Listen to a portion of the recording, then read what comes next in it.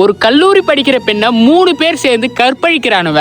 அவனுல காலில் சுட்டதோட நெஞ்சில சுட்டு அது சாவடிச்சிருக்கணும். இன்னும் எத்தனை கற்பழிப்புகள், எத்தனை ஆணவ கொலைகள் பார்க்க போறோன்னு தெரியல. இதெல்லாம் எப்படி தைரியமா பண்றாங்கன்னு தெரியல. இந்த வீடியோவை எல்லாருக்கும் ஷேர் பண்ணுங்க. எல்லாரும் இதை பத்தி பேசியே ஆகணும். நான் என்ன பேச போறேன்னு உங்களுக்கு எல்லாருக்குமே தெரியும்.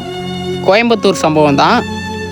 கல்லூரி மாணவி அவங்க பாய் ஃப்ரெண்டோட இருக்கும்போது அவனை அடித்து தூக்கி போட்டு அந்த கல்லூரி மாணவியை பேச போகிறேன்.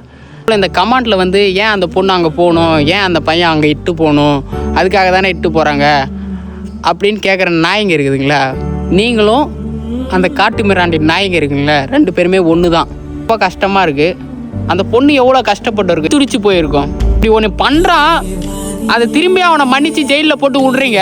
அவனை ஒரே வழியாக அவனை சுட்டு சாவடிச்சுட்டா என்ன பண்ண போகிறான்? அவன்னா நாட்டுக்கு சுதந்திரம் வாங்கி தர போகிறான். நான் திருப்பியும் என்ன தான் பேசினாலும் இந்த சட்டம் ஒன்று ஏற்றுவீங்களான்னு தெரியல. ஸ்டேஷனில் வச்சுருக்காதீங்க, ஜெயிலில் போடாதீங்க, சாவடிச்சிருங்க. காலில் சுட்டுதை லைட்டாக மேலே சுடுங்க, நெஞ்சில் சுடுங்க, அப்படிலாம் கீழே சுட்டு சாவடிச்சிருங்க.